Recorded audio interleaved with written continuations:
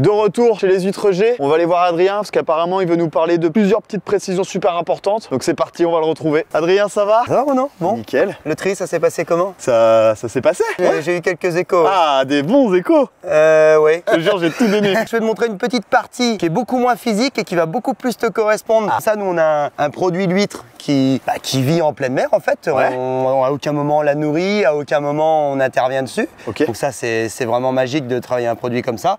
Mais on a aussi les inconvénients. Voilà, quand on est ouvert dans un milieu ouvert, donc il peut potentiellement tout arriver et éventuellement toucher notre huître. Ça c'est ce qu'on appelle une réserve. Toute l'eau qu'on va introduire dans notre établissement, c'est tout simplement de l'eau de mer ici qu'on fait venir dans un bassin. Des UV vont nous détruire éventuellement tout ce qu'il pourrait y avoir. Toute la vase va se déposer au fond. Comme ça, quand je vais prendre cette eau qui va aller dans mes bassins de purif ou nettoyer mes huîtres, elle sera parfaitement propre. Allez, viens, je vais te montrer d'autres trucs. Il est en formation chez nous, mais bon, On commence doucement. Mais une fois que je suis parti, moi je suis parti. J'ai pris un coup de pression d'un coup là. On fait aussi des analyses de l'eau, toute l'eau de notre établissement et des analyses des huîtres. Et vous faites ça régulièrement? Combien de fois à peu près? Toutes les semaines.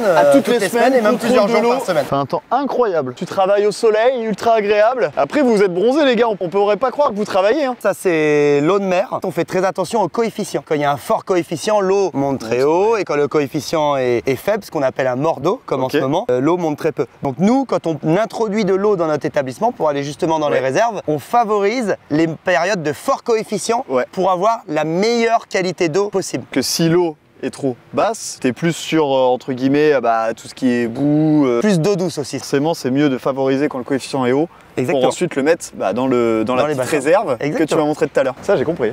Toutes nos huiles aussi, des élévateurs et tout, c'est que de l'huile biologique aussi. Ouais, pour faire des pneus, cette machine, je connais. Alors, qu'est-ce que tu fais là, Pierre? Là, je vais prendre la salinité et la température. Et après, on a aussi l'oxygène, très important. Ok, d'accord. Et ça, on le fait à la fois dans nos bassins de purification, mais à la fois, autant en mer qu'en clair, on contrôle régulièrement. Ok. Il y a des serpents ici?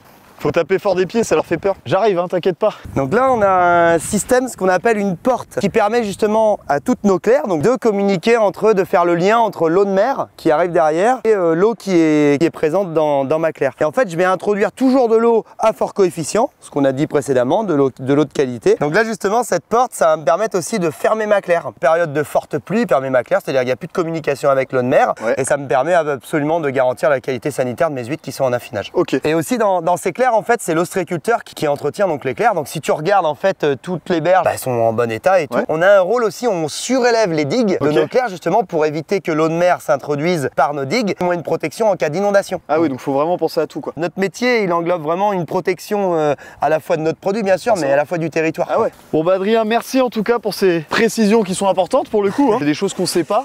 Bah bien sûr. Et qu'il faut appliquer. Et bah ouais, c'est ça exactement. Et que tu vas appliquer.